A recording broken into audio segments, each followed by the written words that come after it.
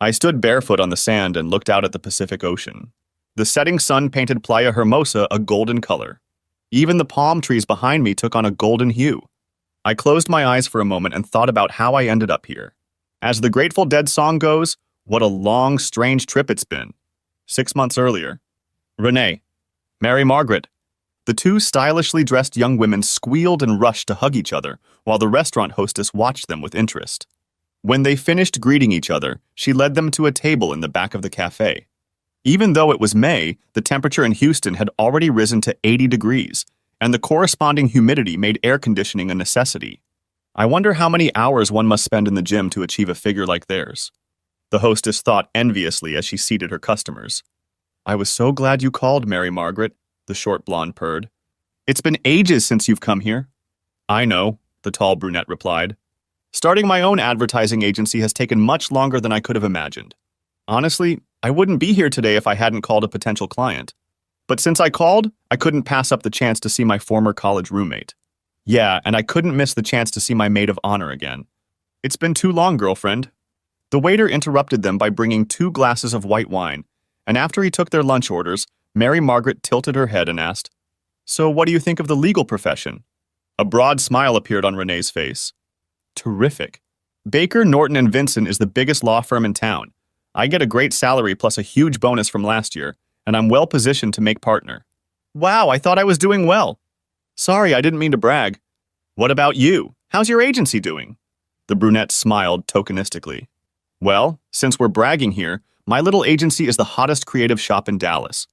What's more, she said, lowering her tone, I signed a contract last night to advertise in the Southwest region for one of the big oil companies. Our billings to them next year will run into the millions. Renee nodded approvingly. I always knew you'd be a star, girl. They ate their salads in silence for a few minutes. Then Renee looked at her friend curiously. You didn't say anything about romance. How's your love life? Mary Margaret sighed. Honestly, there's not much to talk about. The dating scene is getting tiresome. These dating services are useless. I'd have better luck finding a unicorn than someone like your handsome husband. She noticed Renee avert her eyes for a moment. Hey, what's going on, neighbor? Are you and your husband having problems? Now the blonde was clearly feeling uncomfortable. She sighed, took a sip from her wine glass, and then looked up at her friend. I really want to tell someone, Mary Margaret, but you have to promise me it will be strictly confidential. Of course. Now tell me what's going on. Renee took a deep breath, then in a low whisper blurted out, I'm having an affair. Really? I'm shocked. I thought you and Robert were the perfect couple. She leaned closer. What's wrong? Isn't he that good? Renee shook her head dismissively. No, that's not the problem. It's just that, honestly, she shrugged, Robert's turned into a real disappointment. Why? Mary Margaret leaned back in her chair, surprised at the abruptness of her friend's statement. Remember I told you about the deal Robert made to become general counsel for his old company and how it fell through? It was frustrating enough as it was, and now he's decided to hang up his sign and go into independent practice. Her friend frowned. If he's so passionate about the law, why doesn't he take it up? Seems like a pretty bold move to me. You wouldn't say that if you'd seen him. He's pathetic. He works in a tiny office he rents in a rundown shopping center. He barely has enough hours to cover his expenses, much less bring anything home. And yet I'm the one who supports us. Mary Margaret raised one eyebrow. I seem to remember him doing the same for you when you were finishing law school. Renee shook her head impatiently. Yes, but that was different. I knew I would succeed as soon as I graduated, and I did. She frowned. But Robert's just banging his head against the wall. His law firm won't be any different than all the other crooks who chase ambulances to attract business. Truth be told, I'm embarrassed when anyone from my firm, or anyone for that matter, asks me about him. She stared off into the distance. I used to think that together we'd go far and actually accomplish something in life. But honestly, I've left him behind, and he'll never catch up. She sighed. I've outgrown him, Mary Margaret. It's time to move on. Mary Margaret sat in silence, digesting her lunch and her friend's revelations. After a few minutes, she took another sip of wine and looked at her friend inquisitively. So who is the other man in your life? Renee leaned forward and whispered. That's my boss at Baker Norton. He's already a partner, and there's talk in the corridors that he's going to be senior partner when old man Baker retires. Sounds like you're aiming high. How long has this affair been going on? About 6 months, I think. He's crazy about me. He wants to marry me as soon as he can leave his wife. So you both have an inconvenient spouse. Yes, but Vance has a prenup with her, so getting out of the marriage won't be too expensive for him. What about you and Robert? Are you going to divorce him? Renee's face sank.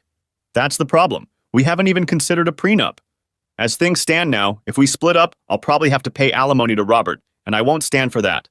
I don't intend to fund his pathetic law firm for the rest of my life. Mary Margaret shook her head.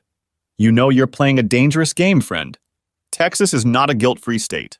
If he catches you in bed, he'll probably charge you a lot more than just alimony.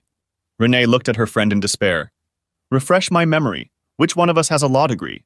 Then she smiled to take the edge off her sarcasm. Anyway, I'll figure something out.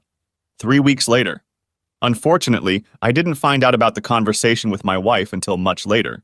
Too late to do anything about it. All I knew for sure that May morning was that neither my personal nor my professional life was working out the way I had planned.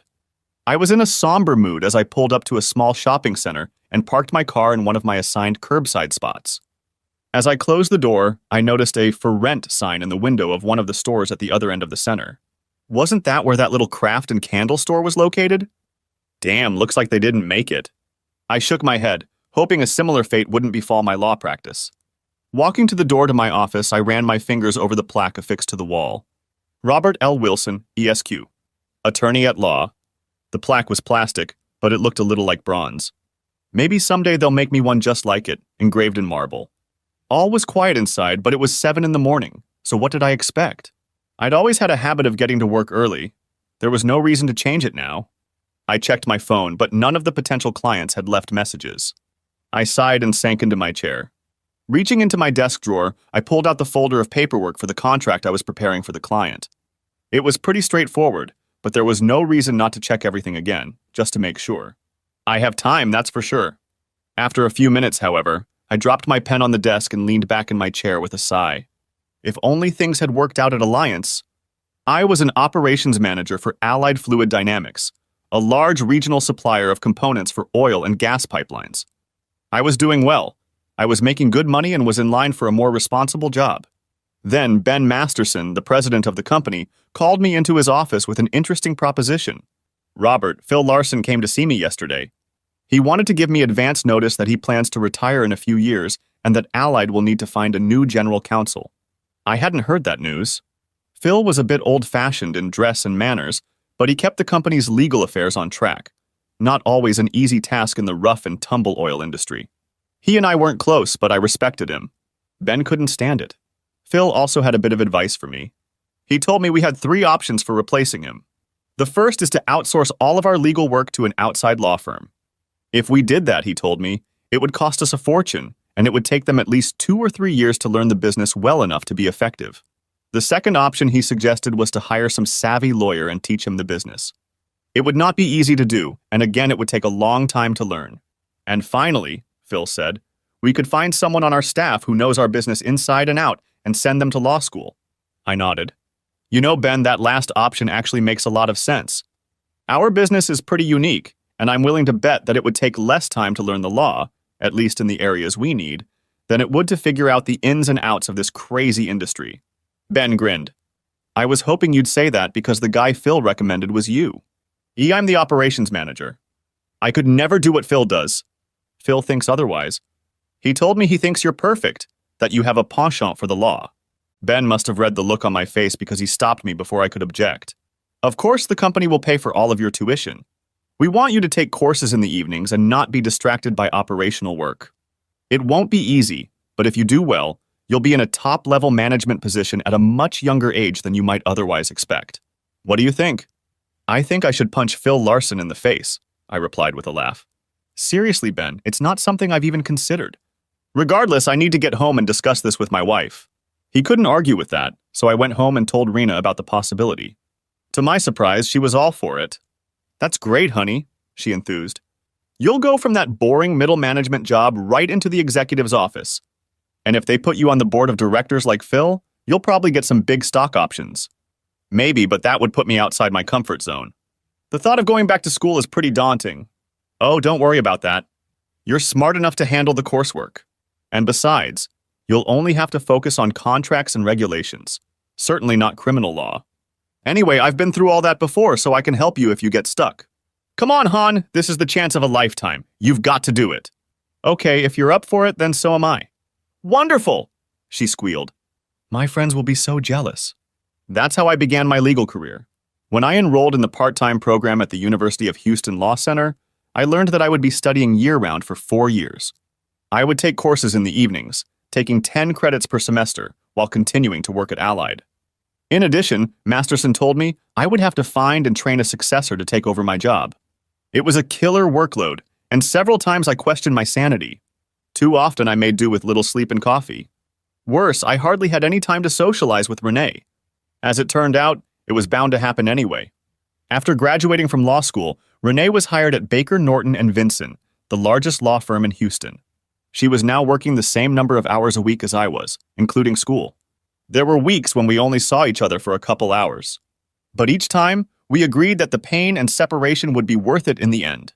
Most of these discussions took place after we had driven each other to exhaustion. Despite my doubts and occasional bouts of burnout, I made it through, and the pride I felt on graduation day was proof that I had made the right decision. Of course, there was still one hurdle to overcome, the bar exam.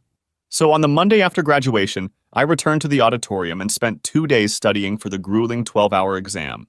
3 months later, when I saw my name on the list of those who had passed the exam, I was over the moon.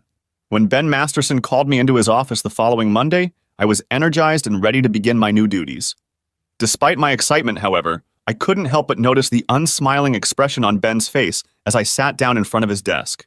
"Robert," he said in a somber voice, "I don't know any other way to handle this other than to tell you straight. The board met over the weekend and voted to accept an offer from Kinder Morgan to buy us. They want to proceed with the takeover immediately, so next week Allied will become a subsidiary of theirs." I was stunned. I hadn't heard even a whisper of such a possibility. What does that mean for all of us? I'm going to retire, as are most of the other directors. By next week, KM will have a new management team in place to take over current operations. I grabbed the edge of his desk to steady myself. How will that affect my role? He couldn't look me in the eye. I'm sorry, Robert. Kinder Morgan's subsidiaries don't have in-house legal counsel. So I'm fired? He wrinkled his nose. No, of course not. The general counsel position becomes redundant, but you'll have the opportunity to return as operations manager. Of course, you'll have to let young Stearns go. I thought of the clear-eyed engineer I was grooming as my successor, and she had just gotten married. I can't do that, Ben, not after the last 4 years. Leave Stearns and let me go. That's what I thought you'd say, Robert. He shook his head sadly. This merger will be good for the company and many of our people, but not for everyone. I'm sorry. He stood up to let me know the meeting was over. If you go to Human Resources, they'll help you make all the arrangements. He held out his hand, and I reluctantly shook it. I'm really sorry, Robert. This isn't what I envisioned when we set out on this path 4 years ago. And just like that, I became unemployed. I was given severance pay and benefits for 6 months, but that was pretty cold comfort when I remembered my high expectations. Renee was devastated when I broke the news to her. How could they do this to you, especially after all those extra hours you worked at their request? It's just wrong. I agreed, but there was nothing I could say to reassure her or myself. It was just business, and I was just collateral damage. Are you going to start looking for a job in the oil industry? She asked. You still have a lot of contacts there, don't you? Not anymore. I got so buried in law school that I've lost touch with a lot of my old colleagues. Besides, the price of oil has dropped a lot this year, so they're not hiring. Then what are you going to do?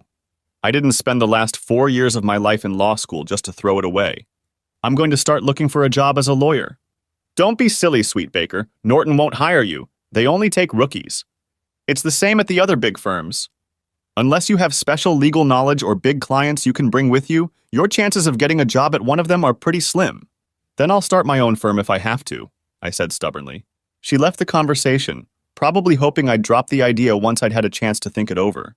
But 2 weeks later, when she found out that I had used my severance pay to sign a lease for office space in the mall, she became outright negative. This place is a disgrace, Robert. Working at this address, you'll never build up a respectable clientele. Just watch me, I vowed. Looking back, I think that's when our marriage really started to go downhill. Renee tried to hide her displeasure with my fancy plan, but she openly resented having to take on a larger share of my living expenses. I didn't like it either, but I couldn't convince her that the situation was temporary. Moreover, she was clearly embarrassed when friends and coworkers asked about my endeavor.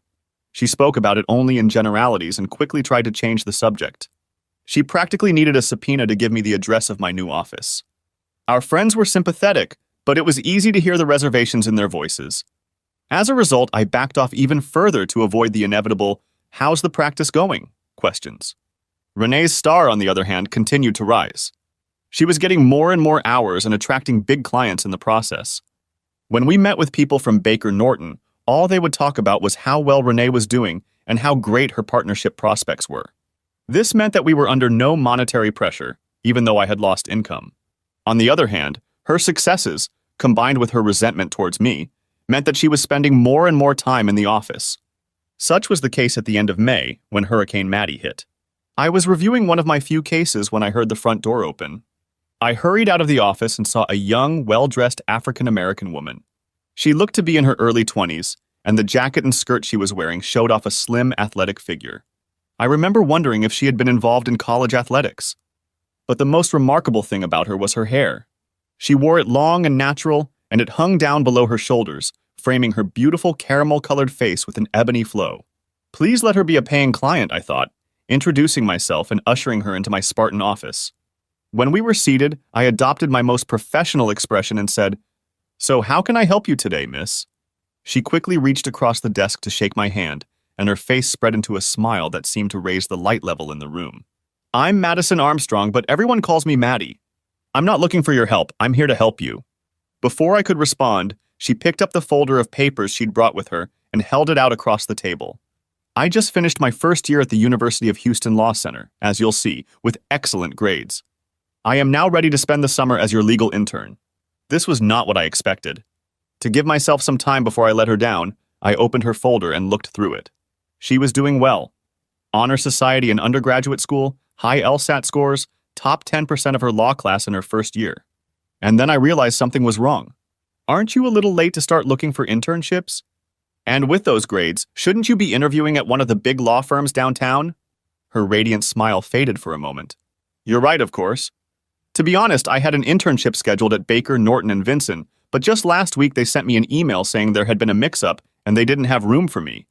I bet one of the partners had met with her and changed her mind. I shook my head sympathetically. I don't know much about that firm. I guess you could say they're a little monochromatic. Her wide smile returned again. Well, their loss is your gain. Besides, I'd rather get real-world experience than spend my summer delivering lattes and filing papers. I want to work with real people with everyday problems that you probably face all the time. I couldn't help but admire her courage, but I realized I had no choice. I'm sorry, Miss Armstrong, but I can't hire you. Anger flashed in her eyes and I hurried to continue. No, it's not what you think. Look, I'd love to have someone with your credentials and your attitude helping me out here. But look around you, it's pretty obvious I'm barely afloat. There's no way I can pay you even an intern's salary. I'm sorry. She looked at me carefully, and then her smile shone brighter than ever. Then it's settled. I'll work for free. I'll just stretch my student loans to cover my living expenses over the summer. She winked at me. Besides, I really like ramen noodles. Wait, I can't do that. I'd be taking advantage of you. It wouldn't be fair. A determined expression appeared on her face. You can't take advantage of me if I know in advance what you're offering and agree to it. Besides, her eyes were pleading now, I really need experience and credentials. And Dr. Goldstein said you're a good guy I could learn from. I remembered Goldstein. I'd taken his forensics class and he'd been tough on me. I was surprised he remembered at all, much less recommended me. I hope I won't regret it. I stood up and extended my hand to her. So, Miss Armstrong, you are my new summer intern. She gave a little shriek and jumped up to shake my hand. Thank you, Squire. You won't regret it. I shook my head when she called me Squire and then laughed when I realized what it meant. You must have misunderstood my sign outside. My name is Wilson Robert Wilson. Esquire is just an old-fashioned term for lawyer. Oh, I know that, she laughed. When I was growing up, my father was a lawyer in our little town, and everyone called him Squire. I guess it just stuck with me. Well, it's Robert or Mr. Wilson if we have a client coming in. Now, I led her out of my office. You can set up over there, but I'm afraid I don't have a desk or chair for you. She looked around, not the least bit embarrassed. Not a problem. Is it okay if I use your network connection? I have a laptop in my car. When I nodded, she slipped out the door and returned a moment later. Settling into the chair that served as the reception area, she began to work the keyboard and mouse in a businesslike manner. While I watched her with interest, she quickly finished her work, made a few notes on her cell phone, and then looked up at me. Is it okay if I don't start until an hour later? I grinned. What am I going to do, take away your paycheck? She laughed and hurried out the door. An hour and a half passed before she returned. I heard the sound of a heavy engine outside and went to the door to see what was the matter. She was just jumping off the cab of a big F-150. When she saw me looking, she waved her hand and invited me to come over. That's my brother's truck, Squire. He let me borrow it. I started to correct her, but I was so curious I decided it could wait. She walked me to the back of the pickup truck, and when she opened the back door, I saw a nice-looking office desk. Where did you buy it? From Craigslist, she replied. Seeing my face, she hurried onward. Don't worry, it was free. Some company was going out of business and was offering their furniture to anyone who would take it. I also bought a chair. Can you help me get them in? The table wasn't that big, but I was still amazed at how easily Maddie handled her part of the load. Definitely an athlete, I decided. While she went to pick up her brother's stuff, I went back into the house and stood there bewildered by what had just happened. Definitely not how I expected my morning to go, I said to the new office furniture. 45 minutes later, she burst into the office. I'm back, Squire. Now we can get to work. And before I could remember to correct her about my name, Hurricane Maddie let the winds of change blow through my life. By the end of the first week, she had completely reorganized my file cabinet. This was a very good thing because I didn't really have any system in place. Since there weren't many clients, I preferred to spread the folders out in any available space. When Maddie realized what I was doing, she didn't say anything. But the next day, I found a new filing cabinet in my office with all my clients alphabetized and neatly stacked. Free on Craigslist, she confirmed in response to my unasked question. My schedule was next in line. Soon, she was already synchronizing the calendar on my computer with my phone and her computer. If we ever get a bunch of clients, I thought wryly, Maddie will make sure we never miss an appointment. Then she tied it all together with my billing system. Organization wasn't her only talent. She also proved to be a wizard when it came to research, flipping through statutes, discovering case law, ferreting out little things that could help our clients' cases. I had always prided myself on my abilities, but she put me to shame. Once she understood how we were organized, Maddie focused her attention on our clients and their needs. She wanted to know everything about them, and I was happy to let her read their cases and point out the relevant laws. After she dealt with their issues, she would come to my office with questions. She was especially interested in why I handled their case the way I did.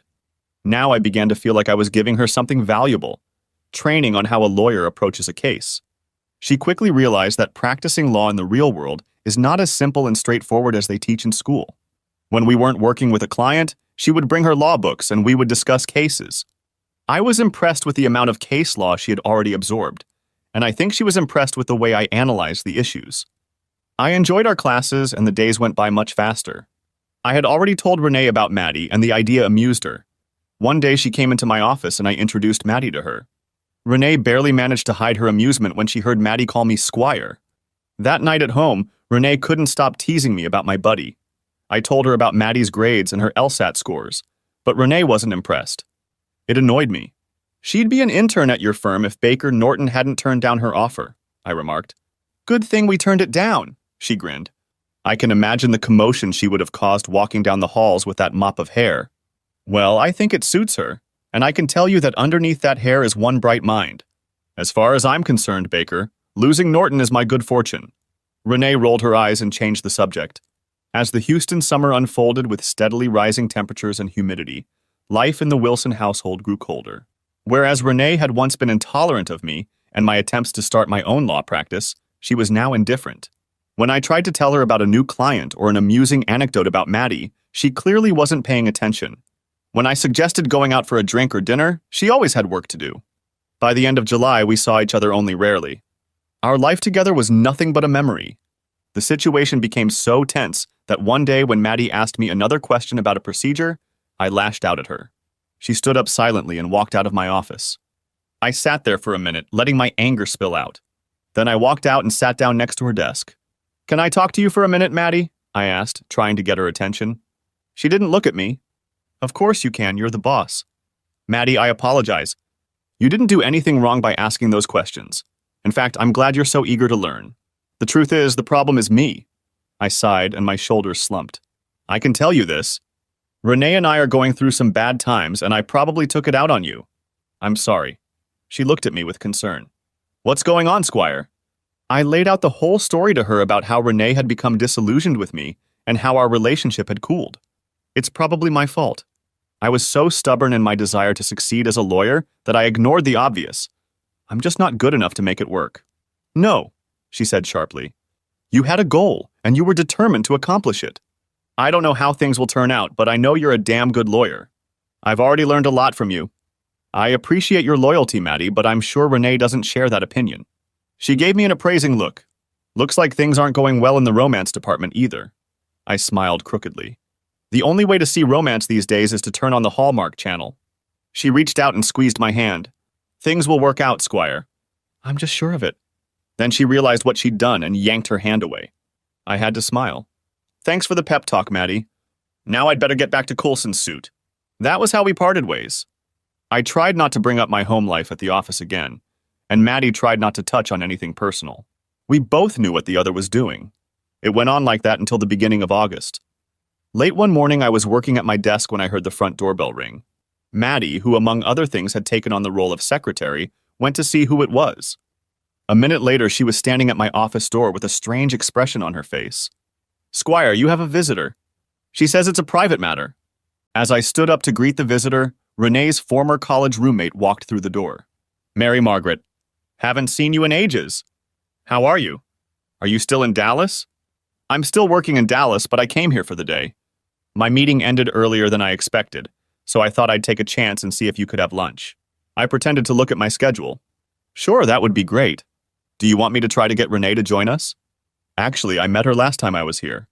I thought I'd try to do the same with you this time. Oh, okay. Well, in that case, let's do it. I led her out to the reception area. Meet Madison Armstrong, who is interning with me this summer. Maddie, meet Mary Margaret Olson, an old friend of Renee and me. We're going to go out to lunch. Can you look after her while I'm away? Of course, Squire, she said, and held out her hand to Mary Margaret. Nice to meet you, Miss Olson. Then she returned to her desk. As Mary Margaret and I walked out the door, something struck me as odd. Maddie wasn't smiling, I realized. At that moment, Mary Margaret grabbed my arm and giggled. What's with the Squire, Robert? I rolled my eyes. It's just Maddie. It's a long story. Mary Margaret drove me to a charming little bistro a little farther than I expected, but the food was worth the trip. Over lunch and a couple glasses of wine, we learned about each other's lives and reminisced about old college buddies. The conversation was pleasant, but I couldn't escape the feeling of unease. We were friends, but Mary Margaret was much closer to Renee than I was. My discomfort increased when the waiter removed our plates, and Mary Margaret looked me carefully in the eye. So how are you and Renee doing these days? Fine, all good. Why do you ask? She waved her hand dismissively. Oh, nothing much. It's just that Renee mentioned that setting up your firm was taking up all the energy. And I understand her own workload has increased as well. I was just worried about you guys. What did Renee tell her about us?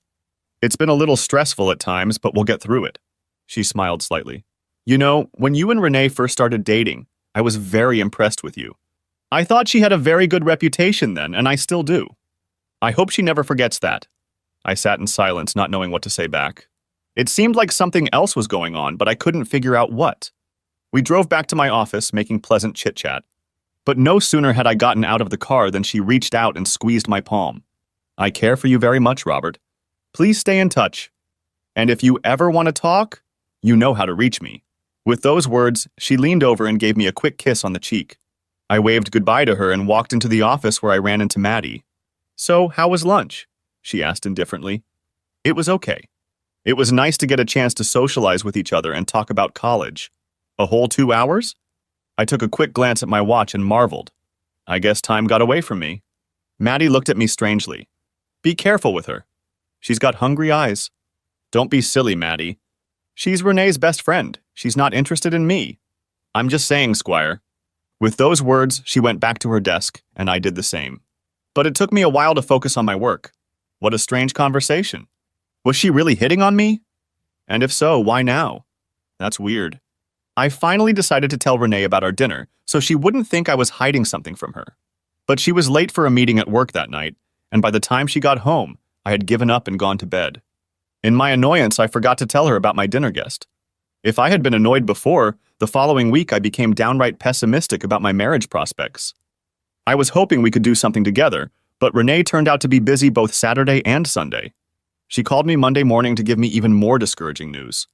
We have just begun negotiations on a major acquisition for a client. I can't tell you who's involved, but I guarantee you'll read about it in the Wall Street Journal when it's finalized. Anyway, the negotiations are taking place at the Hotel Alessandra, and since we'll probably be working around the clock to meet the deadline, the firm has reserved a block of rooms for us. As a result, I probably won't be able to be home much this week. The way things had been going lately, I probably wouldn't even notice it, I thought bitterly. But I didn't bother telling her. I worked late that night and then went out and treated myself to dinner at a nice restaurant. I hoped Renee would be there when I got home at 11 o'clock, but she wasn't, and she wasn't there by the time I got up the next morning. I might as well have taken off my wedding ring, I thought angrily as I drove to the office. I'm single in every way except my name. Nevertheless, I tried to keep my anger from affecting my attitude toward Maddie. Late that afternoon, I heard the front doorbell ring, and a minute later, Maddie appeared in my office doorway. "There's a new client to see you, Squire," she announced, eyes wide. What had gotten into her? When I stood up to greet the visitor, I realized. Maddie had brought one of the most attractive women I'd ever seen in real life. She had mottled cheekbones accentuated by long blonde hair that was tucked behind one ear and flowed down the other side of her face. The blouse and jacket she wore did nothing to hide her developed bust, and the pencil skirt was short enough to expose her long, shapely legs. She could be a supermodel, I thought, and judging by the look on Maddie's face, she was shocked too. As I stood there fluttering my tongue, the woman stepped forward confidently and shook my hand. "Mr. Wilson, I'm Amber Thompson. I apologize for barging in on you like this, but I have very little time. In a nutshell, I intend to divorce my husband and would like to engage you as my attorney." With these words, she reached into the patent leather purse she carried with her and pulled out a check. "Here is $2,000 for my fee. If that's not enough, just let me know and I'll be happy to revise the amount." No, that's quite satisfactory, Mrs. Thompson. Why don't you sit down so we can discuss the details of your situation?" I managed to say, gesturing to a chair. She smiled and shook her head. "Again, I apologize, but I don't have time for that today. All I wanted to do today was to make sure you wouldn't refuse my services. If your schedule allows, I would like to meet with you at the same time tomorrow to discuss my case with you." I pretended to check my calendar, but knew that whenever this goddess wanted to meet, I would do my best to please her. "Tomorrow afternoon will be just fine," I assured her. "That's wonderful," she sighed. "I look forward to working with you." She then turned and walked out of my office, but not before I noted that her figure was as attractive from behind as it was from the front. After Amber left, Maddie walked in and stared at me. So I guess she had to rush back to Victoria's Secret to finish the photo shoot, huh? I didn't want to say anything that might offend Maddie. "I don't know about that, but she was definitely a head taller than most of our clients," I replied. Maddie laughed lightly and walked back to her desk, but not before stopping and giving me a long look. I didn't want to admit it to Maddie, but Amber really got me. I'd met attractive women before, but none of them compared to Amber. That night I came home and ate some leftovers and then settled in front of the TV. I was flipping through the channels when I came across one of those movies that cable channels often spun. The blonde girl made me think of Amber, and I felt myself tense up in response. "Damn, it's been a long time," I thought resentfully. After watching for only a few minutes, I turned off the TV and walked over to my computer. In a flash, I opened a website, and within minutes I found a clip of a blonde girl who looked a lot like Amber doing it. A little embarrassed, I cleaned myself up and went to bed. The next morning I got up and showered, then spent extra time tidying up and picking out my best suit and tie. Suddenly, I realized I was humming as I drove to work and I shook my head in disgust. "You're acting like a teenager on a date.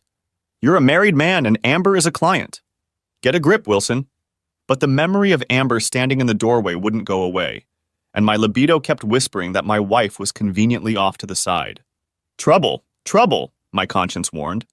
The day was busy enough to occupy my attention, but as the time of our meeting approached, I began checking the clock on my phone frequently. When it was finally 3:30 and Amber still hadn't shown up, I was overcome with disappointment. 15 minutes later, I got up to look outside, but Amber was still gone. When I returned, Maddie smirked but didn't say anything. At that moment, the phone rang, and as I answered it, I heard Amber's melodic voice. "Robert, it seems like all I'm doing is apologizing to you. I'm running late at work.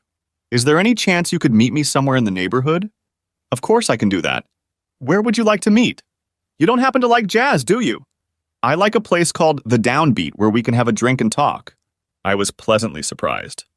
I love jazz, and the Downbeat is my favorite place in Houston. I can be there in an hour. Great, then I'll see you there. I was putting my desk in order when Maddie walked in. So you have a date, Squire? I frowned. I have a meeting with a client, not a date. Were you listening to my conversation? She folded her arms. It's really hard not to listen when you're talking so loud. Look, she was just stuck at work and couldn't get out. We'll meet somewhere near her office and talk about her case. She nodded.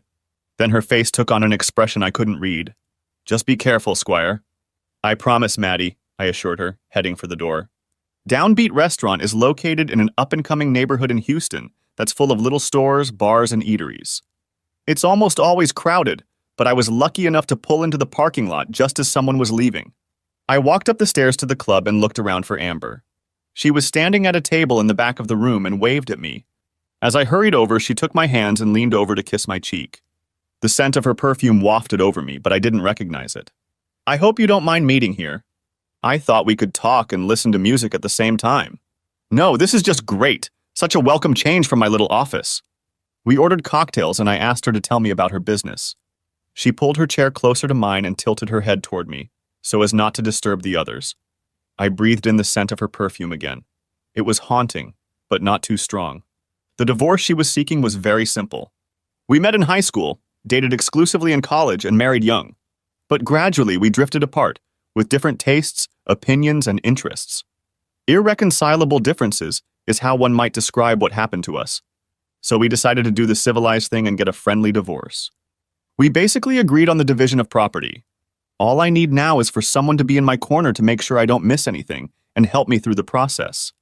If only everyone took such a mature approach. Sure, I can do that. Thank you, she sighed into my ear. Now, if we're going to work together, I'd like to know a little bit about you. Well, as a person. I didn't usually get this kind of request from clients, but I didn't mind telling her a little about myself. We started exchanging bits and pieces of our stories. Stories about the who/what/when/where and why of our lives. While we were doing this, the waitress brought another serving and appetizers, and two delightful things happened. First, Amber proved to be a good listener, pulling me through, showing genuine interest in what I was sharing. Second, when she started talking about herself, I was surprised to discover how much we had in common. We liked the same music, went to the same concerts, watched the same movies, and preferred the same cuisine. It was almost supernatural. As we began our third round of cocktails, I thought to myself, it was as if we were made for each other. Renee's face flashed through my mind, and I felt a pang of guilt. Then I remembered how strained our relationship had become, and how she'd practically dumped me this week. The guilt disappeared. I'm not doing anything wrong, just enjoying the company of a new acquaintance, I reasoned. We talked long enough for the fourth cocktail to appear and was emptied. As the group took a break, Amber leaned over to me and said, I need to run to the ladies' room. Please wait, I'll be right back. As she walked toward an alcove at the far end of the room, I couldn't take my eyes off the way her hips and legs moved in her tight skirt. Shit! When she returned, I realized I needed to relieve the pressure on my bladder and excused myself. Standing in front of the urinal, all I could think about was how beautiful and charming my new client was. Finished, I washed my hands and then carefully checked my appearance in the mirror. There was another portion waiting at our table. Before I could say anything, she smiled and said, I'll have to go after this one. I really didn't want the evening to end, so I settled down next to her and raised my glass, intending to drink as long as possible. The band returned, and as we sipped our cocktails, she leaned over to me and said hotly, I just love this number. Indeed, the little trio was improvising on the theme of a classic Miles Davis composition, one of my favorites. I smiled in appreciation and we sat, almost touching, enjoying the music. After a minute or two, she rested her head on my shoulder and her perfume wafted back to me. The applause from the other patrons startled me, and I instinctively stood up as the lights came on in the hall. Amber was standing right in front of me, almost touching. She lifted herself up on tiptoe to reach my ear. I drove here in an Uber. Would you mind giving me a ride home? Sure, I replied without hesitation. I'd love to. Drive me, she said. As I pulled into the street, she leaned over and took my hand, pointing the way to her apartment. When I parked on the curb in front of her building, she threw me a meaningful look and sighed. If you'll come upstairs with me, I can give you a copy of the proposed property division agreement. All I could do was nod. The thought of being alone with her in her apartment pushed all rational thought out of my head. Once inside the apartment, she led me to a padded corner. Her cell phone pinged softly. She glanced at the message, typed a quick reply, and then smiled at me. Let me turn the sound off so we won't be disturbed. Placing the phone and purse on the coffee table, she gave me a smile so promising it took my breath away. Hold on a second, I'm going into the bedroom to freshen up. As she disappeared down the hallway, I looked around her apartment. Everything was perfectly arranged in its place. It looked like a furniture showroom. Suddenly, a sound from the wooden coffee table startled me, and I realized her cell phone was vibrating from another text message. I picked it up to put it on something quieter and was surprised when the screen lit up. It displayed the conversation that Amber had apparently been having with someone all evening. Had he arrived yet? Just got here. X in the drink? Done. Don't forget the video. Okay. My foggy brain had a hard time interpreting the cryptic messages, but then I noticed something that set off an alarm I couldn't ignore. There was no name attached to the messages, just a phone number I knew by heart. Renee. Why is Renee texting Amber? What the hell was going on? I couldn't put it all together, but I suddenly felt an overwhelming urge to get out of there. I quickly ripped a page out of the Architectural Digest lying on the coffee table and wrote a note in the margin. Sorry, have to leave. An alarm just came in from my office. Call me tomorrow. Robert. With those words, I rushed to the door and went outside as quietly as possible. Once back in the car, I pulled away from the curb and sped off at all possible speed. What does all this mean? How does Renee know Amber? How did she know we were going out tonight? What do these messages mean? With my mind blurred and panicked, I hadn't been paying attention to where I was going and was surprised to find that I had automatically made it to my office. Not knowing what else to do, I staggered to the door and allowed myself to go inside. I sat down on the couch that Maddie had found for us on Craigslist and put my head on my hands, trying to stop the spinning in the room. Eventually, I gave up and laid down to rest my eyes. Squire, wake up, are you okay? What happened?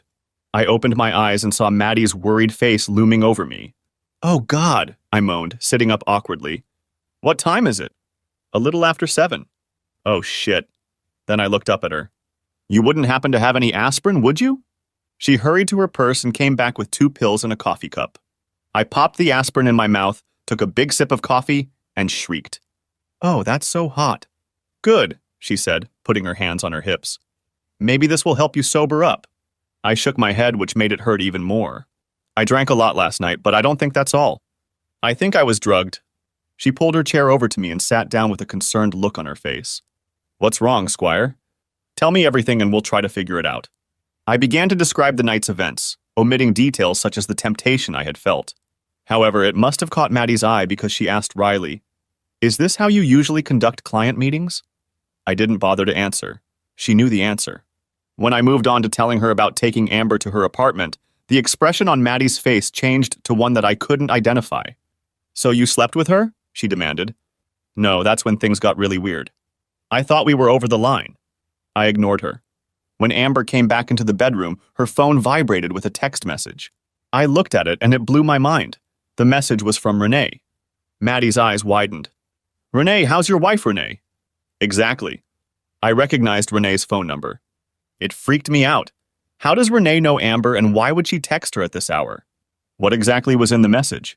There was a whole series of messages, and I can't remember them all. But she was asking Amber about X in a video. Anyway, I got totally paranoid, wrote Amber a note about the break-in at the office, and got the hell out of there. That's the first smart thing I've done all night. Maddie is good at sarcasm. I ignored her again. When I got to the car, I had a hard time thinking. Maybe it was all those cocktails, but it felt like it was more than that. Anyway, I ended up here and collapsed on the couch. And I still don't understand what happened. Maddie was silent for a moment, then leaned forward. Squire, I think you were set up. My head was still throbbing. What do you mean set up? Was it you who suggested we go to the jazz club to meet? No, it was Amber's idea. And you were the one who treated her to cocktails? Well, no, but I didn't mind. Nope. And you offered to drive her home? Well, she asked, but I was happy to do it. Besides, she said she had a copy of her husband's proposed agreement in her apartment. Right. So basically what you're saying is that she decided where you'd go, how long you'd stay, how much you'd drink, when you'd leave, and that you'd eventually return to her apartment. Oh God, I moaned, holding my forehead. And those texts you saw, Renee asking Amber where you've been? No, I don't think so. She just asked, is he there yet? What was the last message you saw? Don't forget the video. So what do you think made Amber wait so long in the bedroom? She said she wanted to freshen up, but I was hoping she had changed into something more comfortable. Maddie rolled her eyes. I bet she made sure the hidden camera was ready to record what happens next. Her head was already on the mend, but her mood was getting worse. Shit, you're probably right. Suddenly it hit me. And I bet I know why. Renee was going to use Amber's little shoot to blackmail me. Now it was Maddie's turn to be embarrassed. But why would Renee want to blackmail you, Squire? I thought she was the one with all the money. Exactly, I said, and now the pieces were quickly coming together. She wants to divorce me on the grounds of adultery to avoid having to share the property with me. I shook my head in disgust. I knew things were bad between us, but I never thought she'd try something as despicable as this. But who is Amber and how does she fit into all this? Isn't it obvious? She's a decoy to lure me into a trap. She's probably an expensive escort hired by Renee. Then I paused. But if that's the case, she's certainly fooled me. She knew so much about me, and we had so much in common. At that moment, my phone rang, and I recognized the number. It's Amber, I mumbled to Maddie. Get her over here. If we can talk to her, we might get to the bottom of this. It amused me that Maddie wanted to play detective, but I wanted to know what was going on too, so I answered. Hi, Maddie, I'm sorry I disappeared last night. I thought my office had been broken into, but it turns out some drunk guy accidentally set off the alarm. Listen, I've been meaning to call you. Could you bring that property settlement over here sometime this morning? And then, I let my tone deepen. If you're not busy after work, we could get together and continue the wonderful evening we had. Maddie made a face at me, but Amber's voice sounded willing and even a little relieved. She promised to stop by my office before noon. You're not thinking of going out with her again, are you? Demanded Maddie when I hung up. I grinned. No, even I'm not that stupid. But if she's still trying to trap me, I wanted to encourage her that she can do it. Maddie nodded, and I noted the slight smile that flashed across her lips. Then she cut to the chase. Look, while we're waiting for her to show up, why don't we make some inquiries about Amber Thomas and see what we can find out? We sat down side by side at Maddie's computer. First thing first, I said.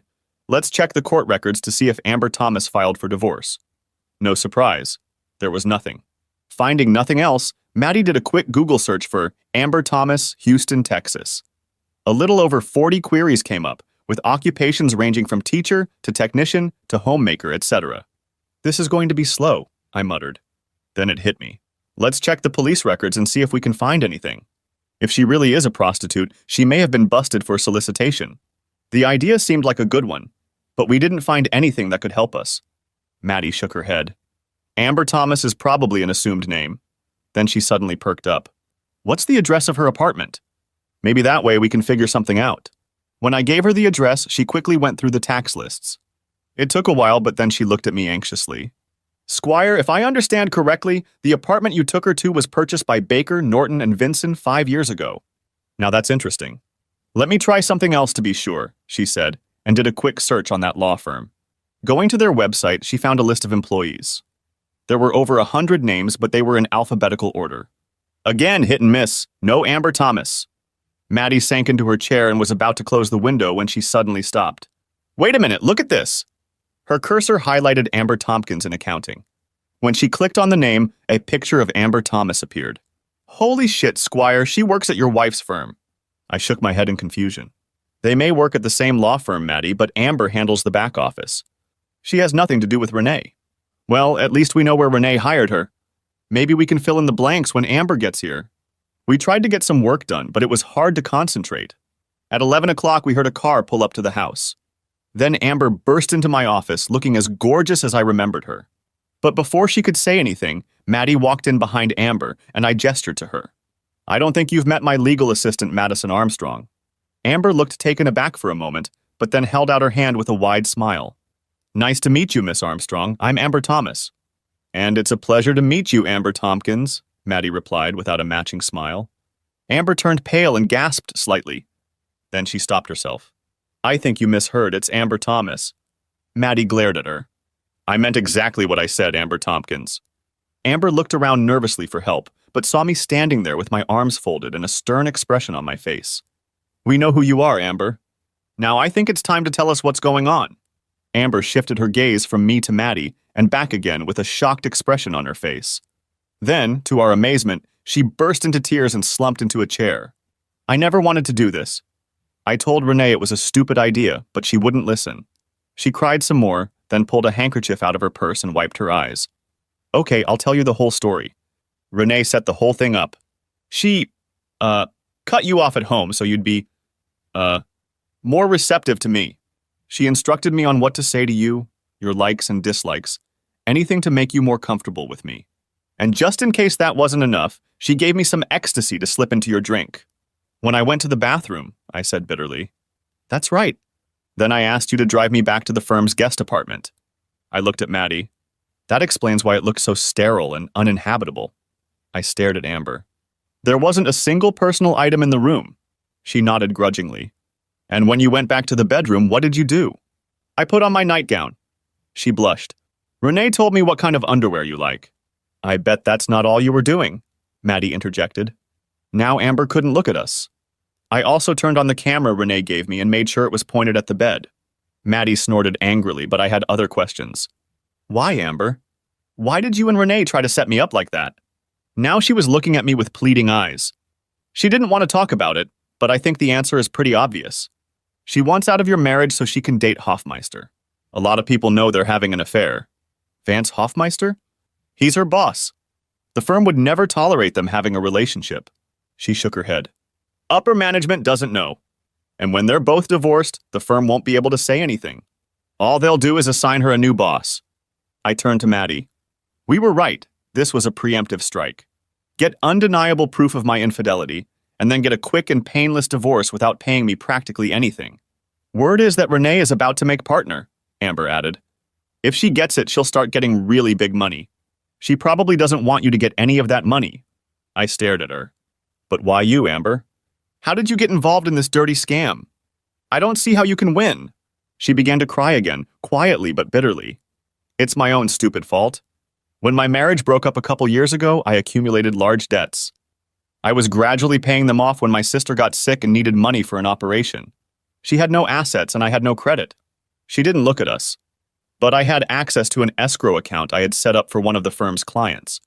I was desperate, so I withdrew $48,000 to help my sister. I know it was wrong, but what else could I do? Now she looked at me defiantly.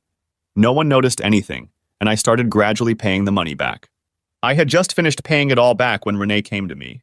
She knew about everything I'd done and demanded my help in exchange for my silence. Her defiance evaporated. She needed help with you. I glanced at Maddie. The anger on her face was gone, replaced by compassion. I felt a little sorry for the woman. So what do we do now, Squire? I don't know, Maddie. I wish I could somehow turn the situation with Renee and her boss around, but I have no idea how to do that. Suddenly, Amber brightened. I think I know a way. We both stared at her in surprise. You know they've been negotiating at Alessandra's all this week? Now I know the room we booked for Renee, and there's gossip that they're practically living together. If we could sneak this webcam into her room, maybe you could get exactly what you need. I brightened momentarily, and then reality came over me. That would be great, I said, but we don't have James Bond working for us. How would one of us be able to sneak into a luxury hotel, break into a locked room, set up a camera, and sneak out unnoticed? Maddie stared at me. I can do it. How? I asked doubtfully. Disguise yourself as a maid. They have access to all the rooms. And how are you going to do that? She smiled slightly. My mom works as a maid at the Alessandra. I stared at her. I didn't know. Then the image of Maddie dressed as a maid appeared in front of me, and I instinctively recoiled. No, Maddie, you can't do that. You're a law student. It wouldn't look... I blanched, not knowing what to say. Besides, it would be too risky. What if Renee stops by to see you? I'm supposed to be there with the team this afternoon to support them. I can call you and let you know when the meeting is over. Maddie folded her arms, a look of determination on her face. Then it settled. She looked at me intently. I can handle it, Squire. The three of us worked on the details of our plan some more, and then set about implementing it. Maddie went outside to call her mother. After a long conversation that I would have loved to overhear, she came back and nodded. She's going to help me. It's all set. The three of us got in my car and drove to the BNV-owned apartment Amber was using. She went inside and soon returned with a camera that looked surprisingly tiny to me. Are you sure this is going to work? I asked doubtfully. You'd be surprised how well, she replied. And we'll be able to connect to it over the internet? Sure, through the Wi-Fi at the hotel. From there, we drove downtown to Dallas Street and pulled into the garage next door to Alessandra's. Hopefully, we can get my laptop connected to the internet, I thought, as I climbed up onto the roof. As it turned out, there was no need to worry. The hotel's Wi-Fi signal was so strong that it penetrated beyond the building. We easily connected to the network using the password Amber had given us. Then I entered the webcam URL and we were all set.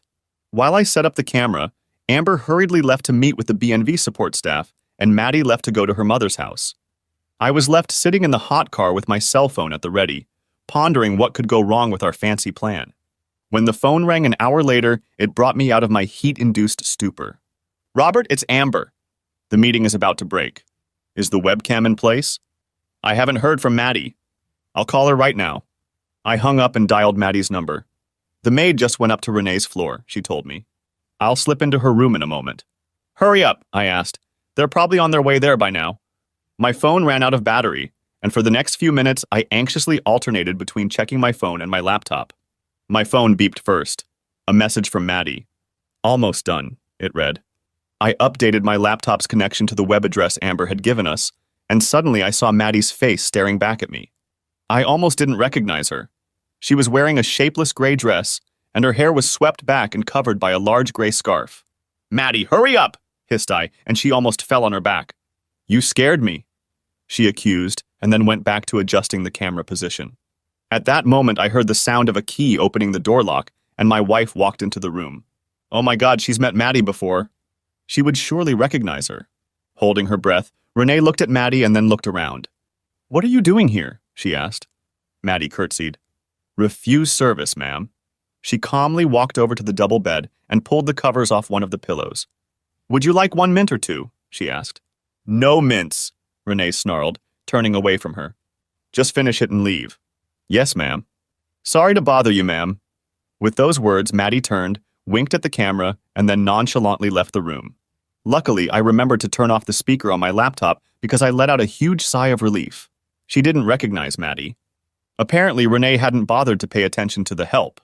At that moment, the passenger door jerked open, scaring me half to death until I saw Amber sliding into the car. "Did Maddie make it in time?" she asked. I gestured to the laptop and tapped the screen. Renee's room reappeared, but it was empty. Then I noticed the bathroom door was closed. "Surely Renee is in there," I said. We heard a jaunty knock on the hotel room door, and Renee hurried out of the bathroom wearing the complimentary robe Alessandra had provided. When she opened the door, a man entered the room. "It's Hoffmeister," Amber whispered. "Thank God you're finally here," Renee said. "I thought these old dinosaurs would never end." I knew what was about to happen, but it still didn't prepare me for reality. Renee, the woman I had loved unconditionally throughout most of our marriage, was about to cheat on me with another man before my eyes. I must have made some kind of noise because Amber reached across the console and patted my arm. "I'm so sorry," she whispered. Suddenly, the back door of my car swung open, startling us both. Maddie climbed inside. "I got here as fast as I could," she said, panting. "Did I miss anything?" I silently pointed to the laptop, and she leaned back in her seat to get a good look at it. "Oh," she said and went silent. Maddie sighed, and I could see the anger on Amber's face. Renee pulled herself up on the bed. "I talked to Amber at recess today," she reassured him. "She said she's going to see Robert again tonight, and she promised she'll get everything out of him this time." "I hope so." "You don't think she's getting cold feet, do you?" "She has no choice. We lured her into embezzlement, and she knows it." He nodded. "And when we get the videotape, you'll nail him too." She smirked. "If he tries to resist, I'll threaten him with going before the bar with a misconduct charge for sleeping with a client." Vance looked at her incredulously. "I don't know if you can pull that off, babe. Didn't the Texas Bar Association dismiss that charge?" "Who cares?" She grinned. "The last thing a practicing single attorney needs is a reputation for screwing over his clients. He'd have to leave town if that got out. Anyway, the judges here aren't too favorable to adulterers, so once I file suit, I should be able to get a quick judgment and be free of him in a couple of months." Then her expression changed. "What about you? How soon can you leave your sanctimonious wife?" "We've already talked about this, Renee. I can't do anything until Baker is gone. But I have word that the old fart has told the senior partners he'll retire after Christmas. All I have to do is wait until the new year. Then I can apply too." He saw the hurt expression on her face and hurried to reassure her. "The timing will be perfect, baby. Your marriage will be ancient history by then, and when I file, we'll be free to see each other in public. We'll have an affair and be married in no time, you'll see." "Okay," she sighed, "but it's so hard to hide. A devilish smile flashed across her lips. Speaking of hard, I reached over and turned off the web feed. I think we have everything we need, and I know that's about all I can handle. My companions looked at me sympathetically, and for a few moments we sat in silence. Then Maddie reached out to squeeze my shoulder again. Squire, I have to go.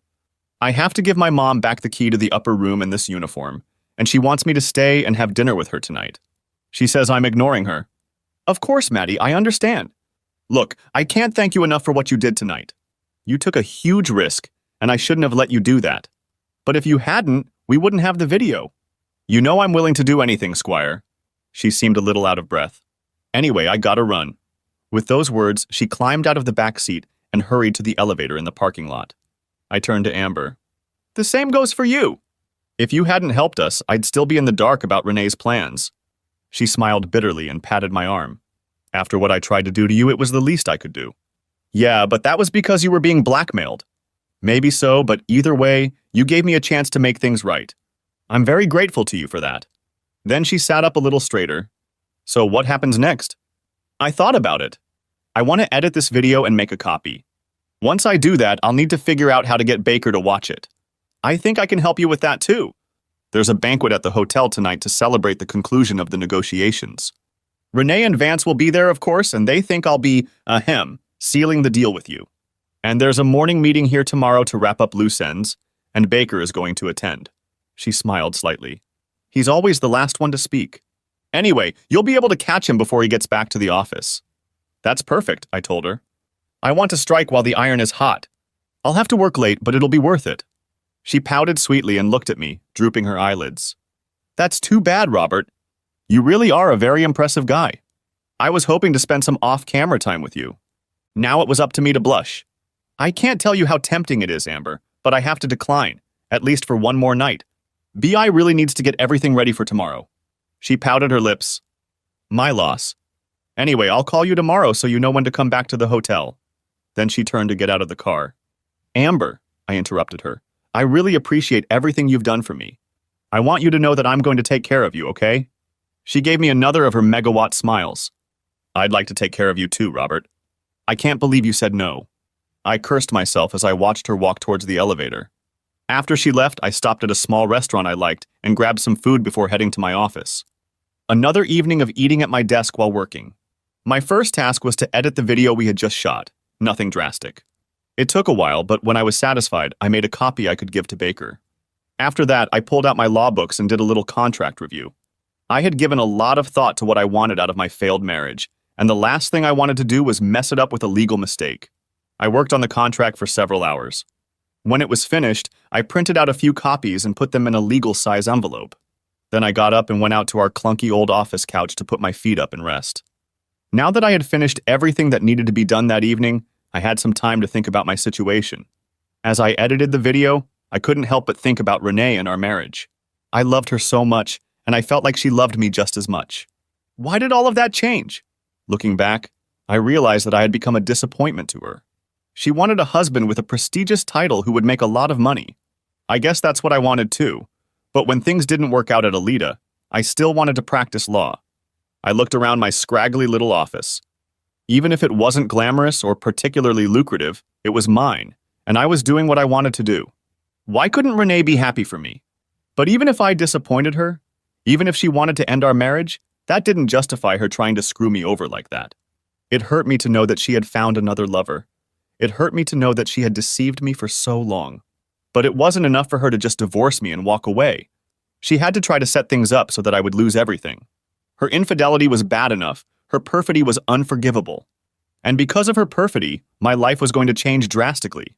Whether or not I succeeded in my little coup tomorrow, my life could never be the same again.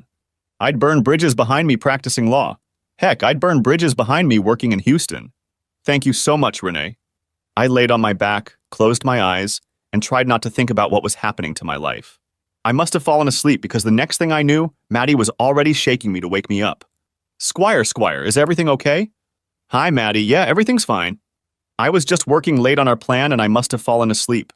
I sat up and looked at her curiously. What are you even doing here? It's Saturday. You're not supposed to be at work. Her face lowered, and for a moment I thought she was about to cry. I know, Squire. I just wanted to come say goodbye to you in person. I jumped to my feet. Say goodbye? What are you talking about? I have to go back to school. Monday is the first day of school. No, that can't be. She shook her head sorrowfully. I'm afraid it is. But you can't go, Maddie. What will I do without you here? Tears were streaming down her cheeks now. I thought I'd be glad to go back to school. But the thing is, Squire, this has been the best summer of my life. I've learned so much from you, experienced so much. A slight smile appeared on her lips. My classmates are going to be so jealous when they hear about my summer internship. I stood up, stunned at the thought of her leaving. In my hind mind, I knew she would be going back to school, of course. But so much had happened, and we had become such a good team that I had completely forgotten. Maddie, I don't know what to say.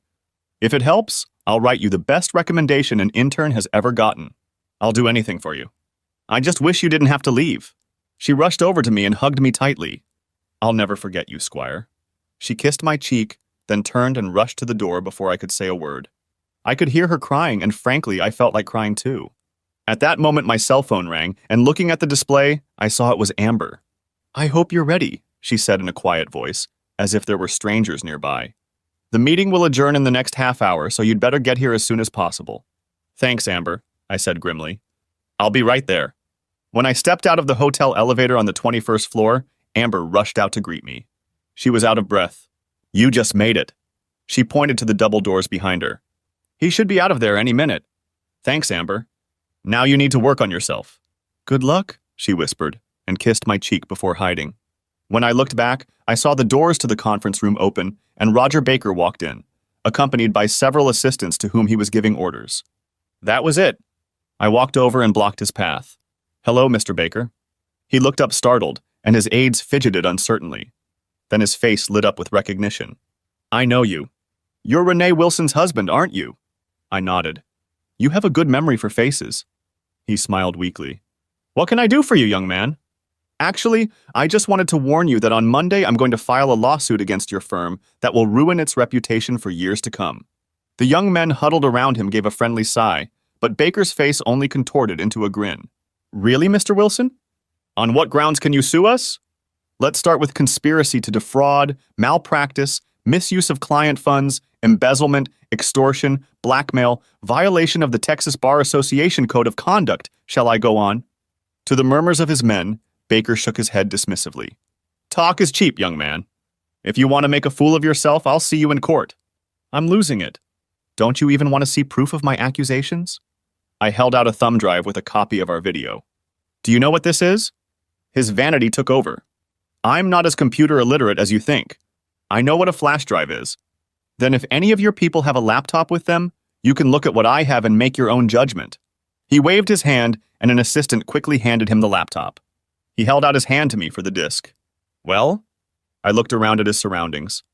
With all due respect to your colleagues, I think you'll want to review this in private. He looked at me coldly, then made a decision. Find me a spare room, he ordered to no one in particular, and the group scattered like cockroaches caught in the light. After a minute or two, one of them opened the door and called out to his boss. The white-haired lawyer strode imperiously in the direction indicated, and I hurried to follow. If this is some kind of joke, sir, would you like to... But I had already inserted the disk and clicked the icon. As the image filled the screen and began to play, his threat was cut off halfway through. I think you recognize my wife, Renee Wilson, though I hope you haven't seen her like this before. He said nothing but didn't take his eyes off the screen. This man is, of course, one of your junior partners, Vance Hoffmeister. As you can see, he and my wife are on fairly close terms. Baker still said nothing. I think I should point out a couple of things about Mr. Hoffmeister. The first is that he is Renee's supervisor at your firm, which is a clear violation of the BNV Code of Conduct. The second is that, if I understand correctly, Mr. Hoffmeister is also the husband of your niece. The old man couldn't hide his disgust. That rogue bastard. Mr. Baker, unless you wish otherwise, I'll spare you the next half hour of events on this video. He shook his head. Then let's get to what you need to see. But first let me point out that 2 of your attorneys are entertaining themselves in a room your firm has booked at this very hotel. I reached over to restart the video. I saw Baker frown, then suddenly look up at me. What was that about embezzlement? I stopped the playback. I regret to inform you that Amber Tompkins, an employee in your administrative department, managed to embezzle almost $50,000 from an escrow account managed by your firm. These two found out about it and blackmailed her in an attempt to seduce me. Watching Baker's face, I couldn't figure out which disgusted him more, the blackmail or the embezzlement. I reached for the keyboard again. There's another snippet I think you might want to watch. On the screen, my wife was looking at her lover. What about you? How soon can you get rid of your little prude? We've talked about this before, Renee.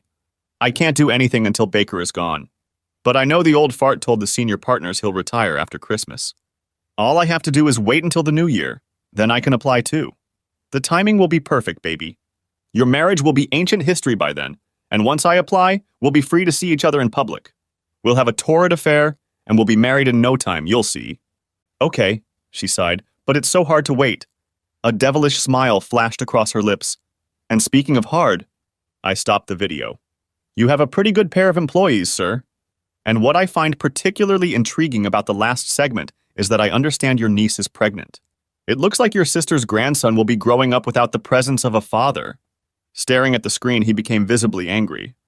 After a minute or two, he regained his composure and turned to me. You know this video is not admissible in court. I smiled at him. That's for the judge to decide, isn't it? But he'll see it, and others will see it, and the rumor will spread just the same. If anything, we live in an age where privacy has been destroyed. You do realize it's only a matter of time before this hits the internet. I sighed with feigned sympathy. Just think how it will affect your firm's reputation if its lawyers conspire to blackmail. Think how your clients will feel knowing that the administrator can loot their escrow accounts at will. Think about how your niece will feel, especially in the last trimester of her pregnancy. He leaned back on the table and folded his arms across his chest. How much do you want? Sir? How much do you want this to end? I opened the envelope I was holding, pulled out 2 copies of the contract I had prepared, and held it out to him. I think you'll find this covers everything. He shook his head sourly and began to read. $5 million. If you keep reading, you'll see it's $5 million minus taxes. That's outrageous. I don't think so. Obviously, after this is over, I will no longer be able to practice law in Houston. You're just covering the present value of the potential earnings I'll have to give up. Besides, from what I hear, that amount isn't that far off from what a senior partner in your firm makes in a year. He hummed, but continued reading. After a moment, he looked up with a puzzled expression on his face. You don't want your money within 3 months? I want to make damn sure they don't become part of the divorce settlement. He didn't say anything, but I thought a smile flashed across his face. The next paragraph caught his attention. Amnesty for Tompkins? Why do you want to protect her?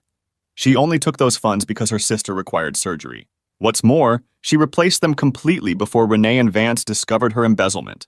I think she deserves some compassion. He sighed, shook his head, and continued reading. Finally, he looked up at me again. You know I can't sign anything right now. I need to have another lawyer check it out. I laughed in his face. The most famous lawyer in Houston, the head of Baker, Norton, and Vinson, can't review a simple contract? Look, you either sign now or I'm taking this video to the Houston Chronicle editorial board. That's blackmail, young man. No, sir, it's negotiation. He glared at me, then reached for a pen. If you violate this non-disclosure agreement, there will be hell to pay, he snarled. Keeping silent about all of this is in my best interest, sir. He shook his head in disgust, then signed and dated both copies. When he was done, he handed me my copy. To my surprise, he nodded. You know, I'd do exactly the same thing if I were you. I didn't expect that. Then a sly expression appeared on his face. I think it's time for me to have a little chat with Renee and Vance. Do you want to stay and watch? I think you've earned it.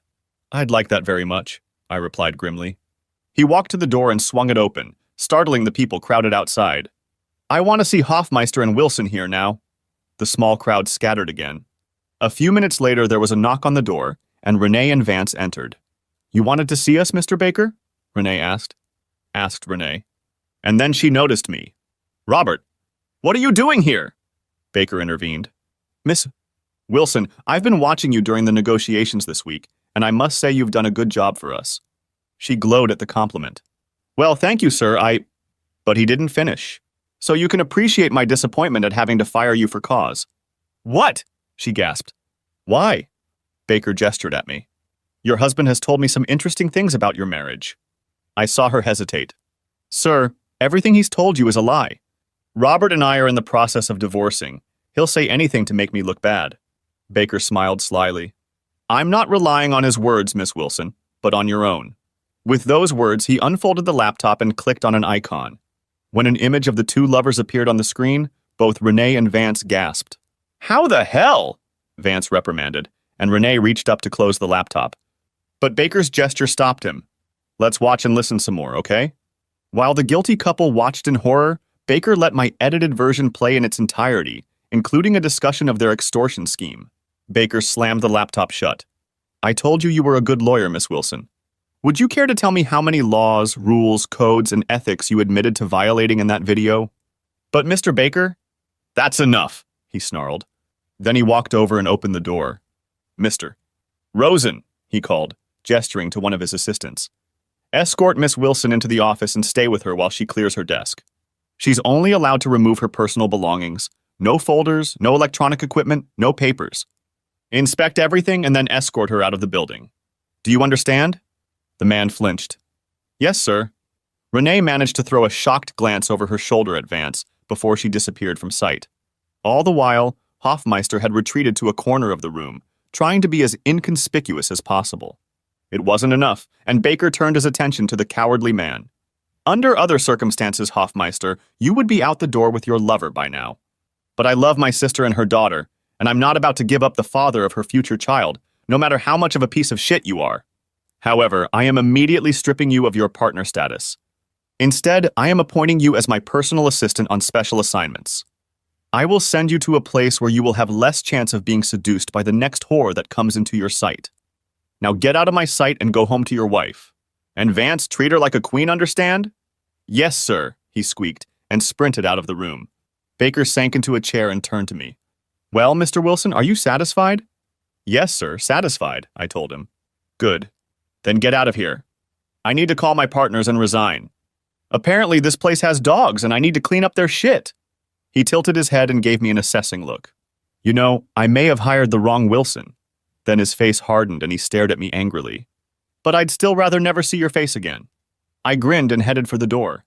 "Likewise, I'm sure." And she left, clutching the copy of the contract tightly in her hand. 2 days later, on Monday, after that major altercation at Alessandra's, I filed for divorce on grounds of adultery. Baker surprised me by arranging a quick hearing before a sympathetic judge. I guess he didn't want to drag out the case and risk things becoming public. Renee didn't contest the divorce. She had seen the video of me filming Vance and her. She didn't want it shown in court. Of course, I was bound by a non-disclosure agreement, but she didn't know about my deal with Baker. I didn't bother to educate her. Early on, after the lawsuit was filed, she called me and asked if there was any way I could forgive her. "Even if I could get over your cheating, I could never forgive your betrayal," I told her. She didn't try to argue again. Perhaps it helped that I offered her a straightforward property settlement. You take yours, I take mine, anything jointly owned we split. I could have tried to punish her, but I didn't want her to fight me and learn that I couldn't use the video against her. She decided to accept my deal and end the loss. Good riddance. We put our house on the market and tried to sell it quickly. It did, and although we didn't make any money on the sale, at least we had it on our hands. Another task accomplished, another bond between us broken. While I waited for the divorce to become final, I spent my time winding down my law practice. Some clients I handled in the time I had left. Others I passed on to another attorney I knew who was trying to make it on his own. While all this was going on, I spent a lot of time thinking about my life and my future. There was no realistic chance that I would be able to practice law in Houston again. Having such a powerful enemy as Roger Baker made me anathema to every other firm in town. Trying to revive my own law practice was also unsuccessful. Getting back into the oil industry was no good either. As I told Renee, the business had evolved, my experience was outdated, and my contacts had moved on. The good news was that, thanks to the settlement with Baker, I wouldn't have to worry about work for the foreseeable future. So I decided to get away from hot and humid Houston and spend a long vacation on a beach cooled by the ocean breeze. After a little research, I chose the Pacific coast of Costa Rica. Why not lounge on the beach, pondering at leisure about my future? These plans should have made me happy, but instead I found myself depressed. In fact, as soon as I thought about it, I felt bad since the big showdown with Baker. Most people would like to be in your shoes. So why the hell don't you? Part of the problem, as I knew it, was that my marriage was over. I didn't miss Renee. She had very effectively destroyed any feelings I had once had for her. But I always saw myself with my wife and family, and I couldn't help but mourn the loss of that way of life. And that wasn't all I lost. After working my butt off to graduate from law school and then starting my own firm, It was painful to forget about practicing law. In addition, I was about to leave the city where I had spent the last decade of my life, and there was a good chance I would never return. I had good reason to feel depressed about all these major life changes. But I knew that it wasn't over yet. Something else was still missing. I looked at the pictures of Costa Rica again. It's so beautiful there, so many things to see. I just wish I had someone to share it with. And then it hit me. It's not just Costa Rica. I don't want to start my new life alone. I want to share it with someone special. The moment I realized this, I knew exactly who I wanted, and I immediately squirmed in my seat. What if she doesn't need me? Why would she drop everything and come away with me? What would I do if she turned me down? I sat there arguing with myself, 1 minute trying to work up the courage to ask, the next trying to talk myself out of it. I had taken risks in my life before. I could do it again. Yes, like changing careers mid-career. That was a big risk and it didn't pay off, did it? But it failed for reasons beyond my control. That may be true, but it still didn't work out. What about opening your own law practice? That was another big risk, and it didn't pay off either. That's true. I knew the odds were against me, but I was too stubborn to admit it. In this case, it was all on my conscience. But not all of my ventures were failures. When I came across Renee's little scheme to set me up for treason, I decided to replay it. It paid off big time. Yeah, but I got damn lucky. Who says luck can't be good sometimes? Confronting Baker took guts, but I went for it and hit the jackpot. So why not roll the dice again, especially for something so important? I made my decision and went to my car. 2 days later, I waited outside the ticketing area at Houston Hobby, standing on the terrazzo left over from the old airport. As I looked around anxiously, a woman's voice called out, "Robert, is that you?" I turned and saw Mary Margaret Olson hurrying toward me down the hallway as fast as her tight skirt would allow. "I'm so glad I met you," she sighed as she walked up to me and took my hand. She looked at my bag. "Are you going to leave town?" I nodded. "Yeah, I've already finished everything here and I'm going on an extended vacation." "Good for you. Everyone needs to get away once in a while." I wouldn't mind doing it myself. I wasn't sure if she was implying that, so I stayed silent. "I was sorry to hear about you and Renee," she continued. There wasn't an ounce of sadness in her face. "Don't be. It was all for the best, I assure you." "I understand," she nodded. She looked away for a moment. "You know, she told me she's cheating on you." "Really?" I thought for a moment. "Was that before or after you and I had lunch together?" Now she was embarrassed. "Before." "Why didn't you warn me?" She shrugged helplessly. "I couldn't have done that. She's my best friend." "I thought I was your friend too." She hesitated at my tone, then continued. "I talked to her a couple weeks ago. I couldn't help myself." "And how is she feeling?" "Not great. No law firm in town wants to hire her, so she decided to move back home to McAllen and practice on her own." I remained silent. The look on Mary Margaret's face said she understood the irony perfectly well. But I was still thinking about our little encounter over the summer. "Tell me, Mary Margaret, why did you want to have lunch with me?" Her smile became token. "I've always liked you, Robert. I figured if things didn't work out with you and Renee, I'd throw my hat into the fray early." She looked at my bag. "You know, I might change my travel plans if you wanted to keep me company." I looked at her coldly. "Sorry, I've already asked someone who cares more about my well-being." She flinched, but before she could say anything, I looked up. Actually, she's on her way. Mary Margaret looked where I was pointing and her eyes widened. "Oh." She was running down the hall. When she spotted me, she dropped her bag and rushed out. A moment later, she hugged me so tightly it became hard to breathe. "Squire!" she squeaked happily. Then she kissed me, and I was out of breath. As I hugged her, I had one thought running through my head. Thank God I went for it. 2 days earlier, when I finally decided to venture out, I grabbed my car keys and drove to the University of Houston. It had been a few years, but I still remembered the road. But even as I drove northwest on the I-45 freeway, I still struggled with my insecurities. What made you think she was even interested in you? She hasn't said anything or tried to contact you since she went back to law school. Besides, she probably has a boyfriend. Even if she doesn't, you're almost 10 years older. Why would she want you? Despite my anxiety, I pulled off the highway onto Elgin, drove under the Alvin Freeway, and found a parking spot next to the law center. Then I nervously walked into the main entrance and asked the first female student I saw if she knew Madison Armstrong. "Everyone knows Maddie," she told me. "Right now, she's probably in her legal writing class. After that, she usually goes to Commons. If you wait for her there, you'll probably see her." I found Commons and sat in a chair, watching the young future lawyers who were chatting, checking their phones or ordering noodles from the little subway in one corner of the room. As I sat there, I gradually realized that I was attracting furtive glances, and I became a little paranoid. What's going on?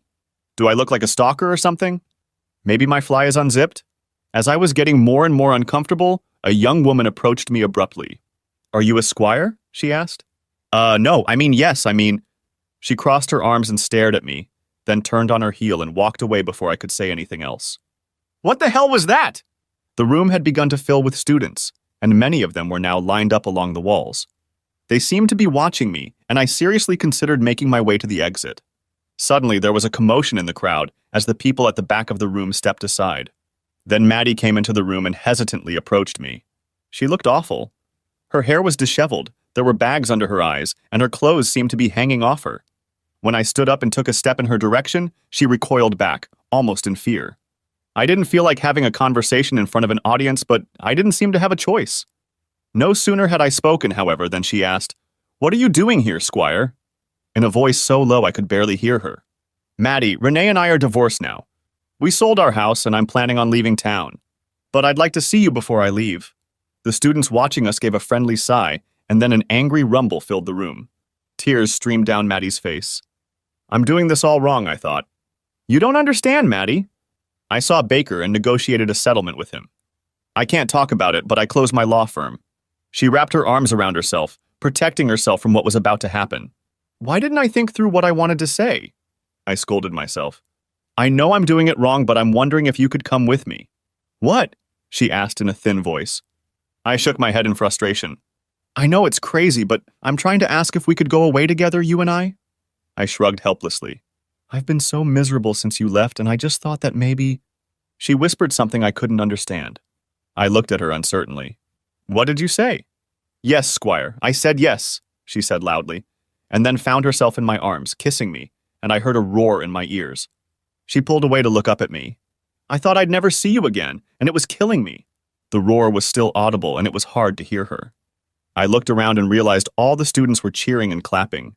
2 days later, I was afraid you changed your mind, I said as I hugged her at the airport. Are you kidding me? I've been absolutely miserable since I went back to law school. My grades went to hell, I lost weight.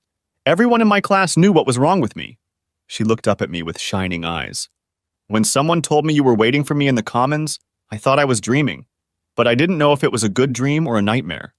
When you asked me to come with you, I realized that my good dream had come true. I was miserable too, Maddie, and I couldn't understand why. At first I thought it was because of the divorce and all the crap that came with it. But eventually I realized how much I missed having you in my life. Well, it's about time, she muttered with mocking seriousness before kissing me again. Mary Margaret had been watching us with a dejected expression on her face, and now she cleared her throat to get my attention. Looks like I'm the third wheel here. Good luck, Robert, she said hoarsely and hurried away. Maddie stepped back a little to watch her go, then looked at me with side vision. Who was that? I grinned. Don't you remember? It was Mary Margaret Olson, Renee's best friend. She came to lunch with me over the summer. Oh yes, I remember her now. Miss Hungry Eyes? She looked at me suspiciously. What was she doing here? Don't be jealous. She just happened to bump into me. And don't worry, I've made it clear I'm not interested in her. Maddie grabbed my hand and pulled me tightly to her. Good, and don't forget it. But before she left, she told me some interesting news about my ex-wife. After she was fired from Baker Norton, no law firm in town wanted to hire her. So Mary Margaret said Renee was going back to her hometown to put up her sign and practice on her own. Maddie laughed. Wow, that's karma. Well, it'll serve her right after what she tried to do to you. Suddenly, she let go of my hand and recoiled in alarm. I left my bag there. I laughed, watching her run gracefully after her down the hallway. Definitely an athlete, I thought happily. Then, hand in hand, we headed for the exit. As we approached the front desk, I reached into my pocket to hand her Maddie's ticket. That reminded me. I have a couple more things for you, I told her and held out the check. What's this? She asked. This is your paycheck for this summer. She looked at the check, then at me in confusion. Squire, you don't owe me anything for this summer. I agreed to work for free. I couldn't afford to pay you last summer, but I sure can now, so it would be wrong not to. I then handed her a second check, and her eyes widened when she saw the amount. I don't understand. What's this for? You told me you were going to take out student loans to work for me. Now this should be enough to pay off your law school debt. She stared at me in confusion, then her voice became angry. Wait a minute, are you trying to buy me? I didn't agree to go with you because I need the money. I led her over to a couple of empty seats and sat down next to her. You took a leave of absence from law school to come with me. The least I can do is make it up to you so you're not burdened with a bunch of student loans. She started to protest, but I put my fingers to her lips. Look, Maddie, all I want is for us to be happy together, for us to enjoy each other without any worries. I'm not trying to buy you, Maddie. I'm just trying to buy some peace of mind for both of us, that's all. But where did all that money come from? Remember I told you I made a deal with Old Man Baker the day you came to say goodbye? Well, it was a very good arrangement. How good? I lowered my voice. Between you and me, I got $5 million tax-free in exchange for not suing and publicly embarrassing the firm.